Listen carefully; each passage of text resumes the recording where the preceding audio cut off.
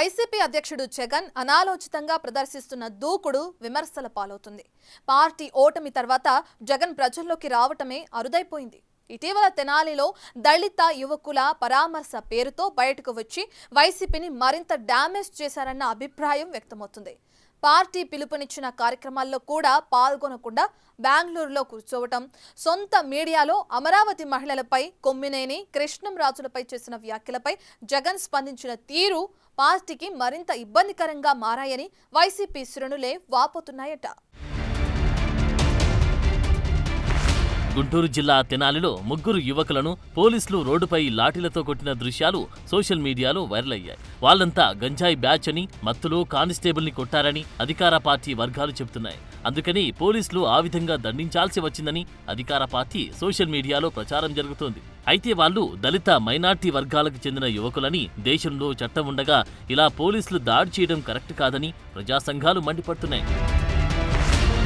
తెనాలి ఘటనపై ప్రతిపక్ష వైసీపీ కూడా గట్టిగానే స్పందించింది. మాజీ ముఖ్యమంత్రి జగన్ హుటాహుటిన ఆ యువకుల పరామర్శ పేరుతో తెనాలి వెళ్లారు. అయితే అసలు ఆ ఘటనలు నిజాలు ఏంటో తేలకుండా ఎందుకంత హడావిడిగా వెళ్లారనేది అంతుపట్టకుండా తయారైంది. పైగా వెంటనే టీడీపీ సోషల్ మీడియా హ్యాండిల్స్ లో డాక్టర్ సుధాకర్ అంశం తెరపైకి వచ్చింది. కరోనా సమయంలో మాస్క్ అడిగినందుకు ఆయన పిచ్చివాడని ముద్ర వేసి చనిపోయేదాకా పరిస్థితి తీసుకొచ్చారని అప్పటి జగన్ ప్రభుత్వంపై దాడి మొదలైంది. మరోవైపు తెనాలిలో జగన్ ఇచ్చిన స్పీచ్ కూడా స్పష్టత లేకుండా సాగింది. నిజానికి ఇలాంటి అంశాల్లో ప్రతిపక్ష పార్టీలు ముందుగా ఒక బృందాన్ని పంపించడమో, నిజ నిర్ధారణ కమిటీ వేయాలని డిమాండ్ చేయడమో రాజకీయాల్లో సాంప్రదాయంగా వస్తోంది. పోలీసులపై చట్టపరమైన చర్యలు, ఆ యువకులపై ఉన్న కేసుల విషయం పక్కన పెడితే ఆ ముగ్గురి విషయమై స్థానికులంతా నెగిటివ్ గానే చెబుతున్నారు. ఆ క్రమంలో తెనాలి పర్యటన జగన్ కు గాని వైసీపీకి గాని రాజకీయంగా ఏ విధంగానూ లాభించకపోగా నెగిటివ్ అయిందని వైసీపీ శ్రేణులే అంటున్నాయట.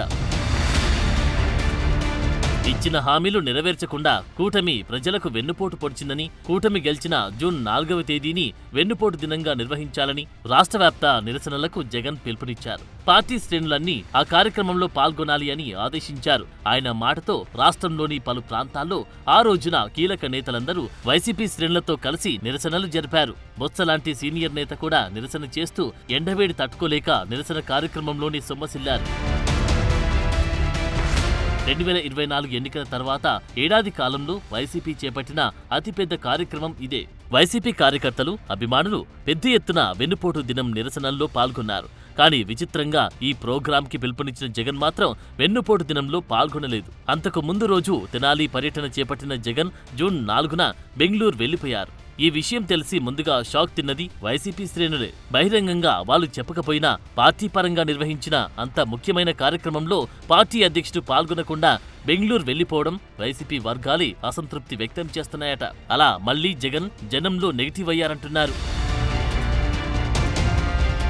ఇక లేటెస్ట్ కాంట్రవర్సీ, రాజధాని అమరావతి దేవతల రాజధాని కాదు, మరో విధమైన రాజధాని అంటూ రాయలేని భాషలో సీనియర్ జర్నలిస్ట్ కృష్ణంరాజు వ్యాఖ్యానించారు. ఆ షోకి యాంకర్ గా ఉన్న మరో సీనియర్ జర్నలిస్ట్ కొమ్మినేని దాన్ని వెంటనే ఆపకపోవడం ఇప్పుడు పెద్ద ఎత్తున విమర్శలకు, కేసులకు కారణమైంది. ఇదంతా వైసీపీ మీడియాలో ప్రసారం కావడంతో టీడీపీ శ్రేణులు, మంత్రులు, నాయకులు వైసీపీపై విరుచుకుపడుతున్నారు. రాష్ట్ర వ్యాప్తంగా వరుస కేసులు నమోదు చేయడంతో ఆల్రెడీ కొమ్మినేనిని, కృష్ణంరాజుని అరెస్టు చేశారు. మొదటి నుంచి 3 రాజధానుల వ్యవహారంతో అమరావతి రైతులు వర్సెస్ జగన్ అన్నట్లు అమరావతి ప్రాంతంలో పరిస్థితులు ఉన్నాయి. ప్రస్తుతం నెమ్మదిగా రాజధాని ప్రాంతంలో బలం పెంచుకోవడానికి వైసీపీ ప్రయత్నిస్తోంది.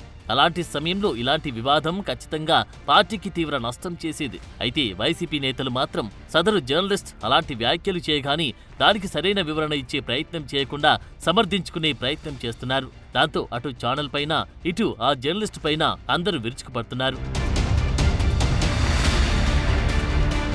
మహిళలకు క్షమాపణ చెప్పడం మాని కొమ్మినేని అరెస్టును జగన్ తప్పుపడుతున్నారు. ఇక జగన్ కు అత్యంత సన్నిహితుడు, వైసీపీలో నెంబర్ 2గా ఫోకస్ అవుతున్న సజ్జల రామకృష్ణారెడ్డి అయితే నిరసన వ్యక్తం చేస్తున్న అమరావతి మహిళలను టార్గెట్ చేస్తున్నారు. కొమ్మినేని, కృష్ణంరాజుల డిస్కషన్ పై నిరసనలు తెలిపిన మహిళలను ఉద్దేశించి సజ్జల సంకరజాతి పిశాచాలు, రాక్షసులంటూ వ్యాఖ్యానించడం రాజకీయ వర్గాల్లో సంచలనంగా మారింది. సజ్జల రామకృష్ణారెడ్డి చేసిన సంకరజాతి వ్యాఖ్యలు మహిళలను అవమానించేలా ఉన్నాయని, రాజధాని అమరావతి కోసం భూములిచ్చిన మహిళల ఆవేదనను తక్కువ చేసేలా ఉన్నాయన్న విమర్శలు వైసీపీని ఉక్కిరి బిక్కిరి చేస్తున్నాయి. మీ కడుపు మంటంతా ఒక తప్పుడు దీని మీద చేసుకొని మీ అక్కసంతా అసహ్యకరమైన రీతిలో ఫోటోలు తెచ్చి బయట వేసి చెప్పులతో కొట్టడాలు, అసలు దాన్ని ఏమంటాం, పిశాచాలు కూడా ఇట్లా చేయము, రాక్షసుడు అనలేము. ఇవంతా సంకర ఇది ఉన్నట్టుంది. ఇవన్నీ కలిస్తే తయారైన తెగ ఏదో ఒకటి ఉన్నట్టుంది. ఆ తెగ పూనుకుంటే మాత్రమే ఇట్లా చేయగలదు. దాంట్లో అంటే ఇంకా ఘోరము, బాధ కలిగించి భయం వేసేది ఏంటంటే ఈ తెగ అనార్గనైజ్గా లేదు, ఆర్గనైజ్ అయింది, పూర్తి సమన్వయంతో పనిచేస్తుంది. అమరావతి రాజధాని విషయంలో వైసీపీ రాజకీయ కోణం అందరికీ తెలిసిందే. కానీ ఆ అనుచిత వ్యాఖ్యలు ప్రసారం చేయగానే జరగబోయే నష్టాన్ని అంచనా వేయడంలో వైసీపీ ముఖ్యులు దారుణంగా ఫెయిల్ అయ్యారని విశ్లేషకులంటున్నారు. దాన్ని జగన్ ఎలా హ్యాండిల్ చేస్తారు? రాపి అలా కేవలం వారం రోజుల వ్యవధిలో వైసీపీ చేసిన 3 పొరపాట్లు ఆ పార్టీ ప్రతిష్టను మరింత దిగజార్చాయన్న అభిప్రాయం వ్యక్తమవుతుంది.